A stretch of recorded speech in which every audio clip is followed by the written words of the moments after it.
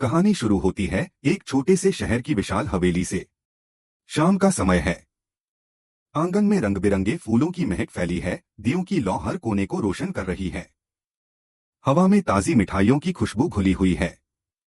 यह नजारा है एक शाही शादी का, जहां हर कोई झूम रहा है। शहनाई की मधुर धुन गूंज रही है। महिलाएं चमकदार लिबास में इधर उधर घूम रही हैं। बच्चे इधर उधर दौड़ते हंसते खेलते दिखाई देते हैं।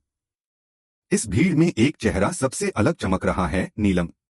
लाल और सुनहरी साड़ी में सजी नीलम की आंखों में आत्मविश्वास की चमक साफ दिखाई देती है। वह अपनी सहेलियों राधा, माया और काव्या के साथ शादी की तैयारियों में व्यस्त है।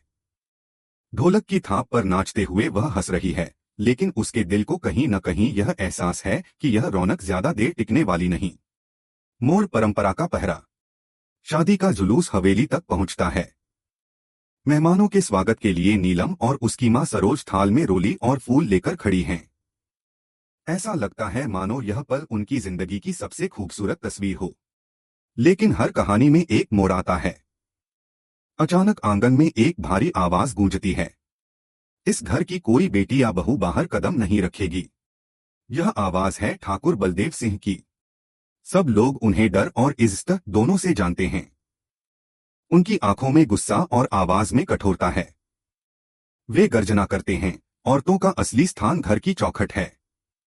नाच गाना और शोर शराबा उनके लिए नहीं। पल भर में आंगन की रौनक पर जैसे सन्नाटा छा जाता है।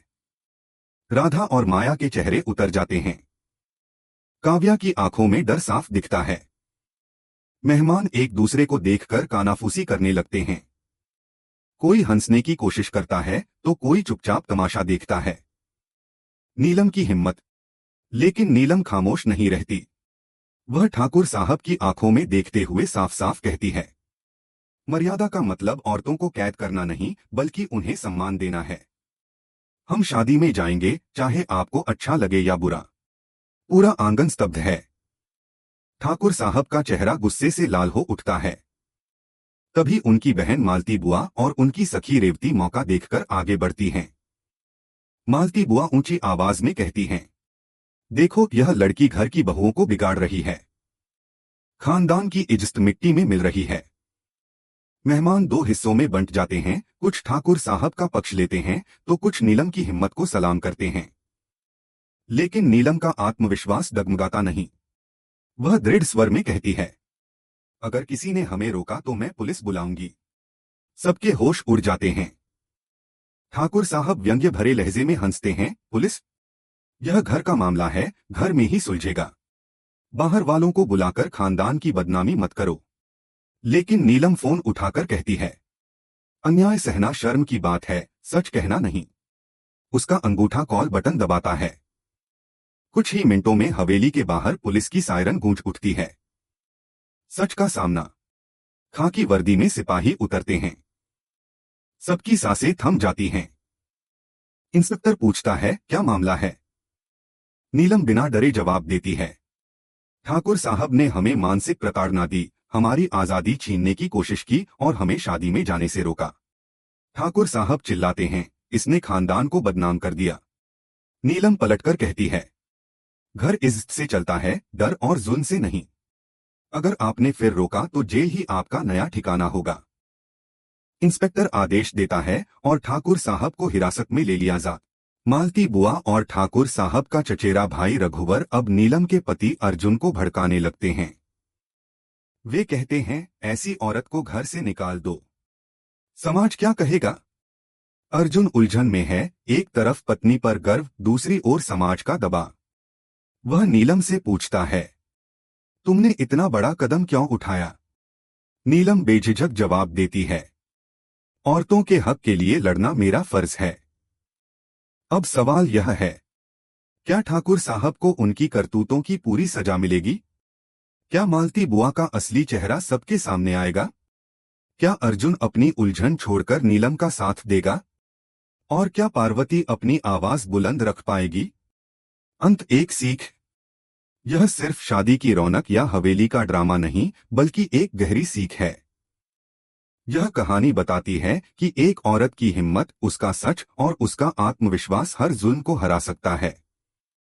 रास्ता चाहे कांटों से भरा हो, लेकिन साहस और न्याय की लौ बुझ नहीं सकती। दोस्तों, आप क्या सोचते हैं? क्या नीलम की यह लड़ाई सही थी? अपनी राय कमेंट में बताइए। अगर यह कहानी आपको प्रेरित करे तो वीडियो को लाइक कीजिए और ऐसे ही साहस भरी कहानियों के लिए चैनल को सब्सक्राइब करना न भूलें। रात की हलचल के बाद हवेली में अगली सुबह अजीब सी खामोशी थी। चौक में लगे पीले दिए अब बुझ चुके थे, पर हर दीवार पर कल की गूंज साफ सुनाई दे रही थी। पुलिस की सायरन, ठाकुर साहब की गिरफ्तारी और नीलम की वो अडिग आवाज। रसोई में सरोज माँ चुपचाप रोटियां बेल रही थीं। उनके हाथ चलते रहे पर मन में तूफान था। राधा, माया और काव्या एक कोने में बैठी बातें कर रही थीं। नीलम दीदी ने जो किया, क्या समाज उसे माफ करेगा? नीलम ने धीरे से मुस्कुराते हुए कहा, अगर सच के लिए लड़ना गुनाह है तो मैं यह गुनाह बार बार करूंगी। उसी समय दरवाजे पर दस्तक हुई। चौकीदार घबराया हुआ आया। मालूम है, ठाकुर साहब को जमानत मिल गई है, वे लौट रहे हैं। हवेली का माहौल एक पल में बदल गया। सरोज माँ ने नीलम का चेहरा देखा। बेटी, अब क्या होगा? नीलम ने दृढ़ता से कहा, जो होना है होगा। डर के आगे झुकना अब मुमकिन नहीं। ठाकुर साहब की वापसी। दोपहर तक ठाकुर बलदेव सिंह हवेली में कदम रखते हैं। चेहरे पर गुस्सा और आंखों में चोटिल अहंकार। उनके पीछे पीछे मालती बुआ और रघुवर आते हैं। ठाकुर साहब गरजते हैं, नीलम, कल रात तूने जो किया उसका अंजाम समझती है? नीलम ने बिना झिझक जवाब दिया, हाँ समझती हूँ। आपने सालों से औरतों की आजादी रोकी है, अब यह नहीं चलेगा। रघुवर बीच में बोल पड़ा, तू घर की इज्जत मिट्टी में मिला रही है, लोग हंसेंगे हम पर। नीलम शांत लेकिन मजबूत स्वर में बोली, इज्जत डर से नहीं, सच से बनती है। जो समाज औरत को कैद करके खुश है वो इज्जत नहीं, जंजीरें हैं। मालती बुआ ताना मारते हुए बोली, बहुत बोलना सीख गई है, यही सब सिखाकर तू औरतों को बर्बाद करेगी। सरोज माँ ने पहली बार ऊंची आवाज में कहा, बर्बादी तब होती है जब बेटियों को चुप कराया जाता है। नीलम गलत नहीं है। पूरा आंगन इस टकराव का गवाह बन रहा था। गांव में हलचल। नीलम के कदमों की खबर पूरे गांव में फैल चुकी थी। चौपाल पर लोग इकट्ठा होकर बातें करने लगे। लड़की में दम है, पर उसने बड़ों की इज्जत तोड़ी। शायद यही बदलाव की शुरुआत है। गांव की कुछ महिलाएं हवेली की ओर चल पड़ी। उनमें पार्वती भी थी, वही औरत जो बरसों से ठाकुर साहब के तानों और हिंसा को चुपचाप सहती रही थी। पार्वती ने हवेली पहुंचकर सबके सामने कहा, नीलम ने जो किया वही सही है, हमें भी अपनी आवाज उठानी चाहिए। शाम को गांव की पंचायत बुलाई गई। बड़े बूढ़े, औरतें, नौजवान सब चौपाल में जमा थे। ठाकुर साहब के चेहरे पर गुस्सा और अहंकार साफ झलक रहा था, जबकि नीलम शांत और सधे कदमों से वहां पहुंची। पंचायत के मुखिया ने कहा, नीलम, तूने पुलिस बुलाकर गांव की परंपरा को चुनौती दी है, क्या तू अपने फैसले पर अड़ी रहेगी? नीलम ने भीड़ को देखते हुए साफ कहा, हाँ, क्योंकि औरतों को बराबरी का हक मिलना ही चाहिए। परंपरा अगर इंसान को कैद करे तो उसे बदलना जरूरी है। भीड़ में खुसर पुसर शुरू हो गई। कुछ लोग सहमति में सिर हिलाते, कुछ विरोध में बड़बड़ाते। तभी पार्वती उठ खड़ी हुई, मैंने सालों तक अत्याचार सहे हैं, आज मैं कहती हूं कि नीलम सही है, हमें चुप नहीं रहना चाहिए। एक और महिला ने कहा, हम बेटियों को पढ़ाना चाहते हैं, उन्हें बाहर काम करने भेजना चाहते हैं, अगर ये गलत है तो हम सब गलत हैं। धीरे धीरे और भी औरतें खड़ी हो गईं। पंचायत की हवा बदलने लगी। अर्जुन की कसौटी। इसी बीच अर्जुन, नीलम का पति, मंच पर आया। उसकी आंखों में उलझन थी। एक तरफ समाज का दबाव, दूसरी ओर अपनी पत्नी की सच्चाई। मुखिया ने अर्जुन से पूछा, तू अपनी बीवी का साथ देगा या खानदान की इज्जत बचाएगा? अर्जुन ने गहरी सांस ली। सबकी नजरें उस पर टिक गईं। कुछ पल की खामोशी के बाद उसने साफ कहा, इज्जत सच से बनती है। मैं नीलम का साथ दूंगा। यह सुनकर कई लोग दंग रह गए। ठाकुर साहब का चेहरा गुस्से से तमतमा उठा। नई चिंगारी। नीलम की बातें और अर्जुन का समर्थन गांव में नई बहस छेड़ चुका था। कुछ नौजवान लड़कियां आपस में फुसफुसाईं, अगर नीलम दीदी कर सकती हैं तो हम भी कर सकते हैं। लेकिन ठाकुर साहब इतनी आसानी से हार मानने वालों में से नहीं थे। वे मन ही मन बदला लेने की योजना बना रहे थे। रात को हवेली के एक कोने में मालती बुआ और रघुवर से धीमी बातचीत करते हुए बोले, यह लड़की मेरे खानदान को मिट्टी में मिला रही है। अब उसे सबक सिखाना होगा। उनकी आंखों में जलती आग साफ दिख रही थी। उम्मीद की किरण। उधर नीलम अपनी मां के पास आकर बोली, मां, अब डरने का समय खत्म हो गया। चाहे कुछ भी हो, हम सब औरतों के लिए रास्ता खोलेंगे। सरोज ने उसकी पीठ थपथपाई।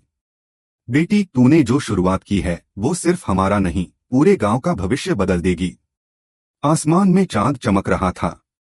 हवेली के बाहर खड़े दिए फिर से जल उठे, जैसे अंधेरे के बाद एक नई रोशनी जन्म ले रही हो। हवेली में गहरी रात उतर चुकी थी। आसमान में बादलों की गरज, पेड़ों से टकराती हवा और पुराने दरवाजों की चरमराहट माहौल को और भयावह बना रही थी। नीलम कमरे की खिड़की पर खड़ी दूर तक फैले अंधेरे को देख रही थी। उसे महसूस हो रहा था कि कोई बड़ा तूफान आने वाला है। उधर ठाकुर साहब और मालती बुआ गुपचुप साजिश में जुटे थे। रघुवर धीरे स्वर में बोला, आज ही नीलम को सबक सिखाना होगा। कल सुबह तक लोग उसका हौसला भूल जाएं। ठाकुर साहब ने सख्त लहजे में कहा, कल गांव में सभा बुलाओ। हम उसकी प्रतिष्ठा पर सवाल उठाएंगे ताकि लोग उसे अकेला छोड़ दें। भोर का ऐलान। सुबह होते ही ढोल की थाप के साथ गांव में मुनादी कराई गई, आज दोपहर पंचायत चौपाल पर खास बैठक होगी। सभी परिवार उपस्थित रहें। लोगों में हलचल मच गई। सब समझ गए कि मामला नीलम का ही है। नीलम ने सरोज मां का हाथ थामा। मां, जो भी हो, हम पीछे नहीं हटेंगे। सरोज ने दृढ़ता से कहा, बेटी, डरने का सवाल ही नहीं। चौपाल का सामना। दोपहर तक चौपाल पर भीड़ उमड़ पड़ी। ठाकुर साहब ऊंचे मंच पर खड़े,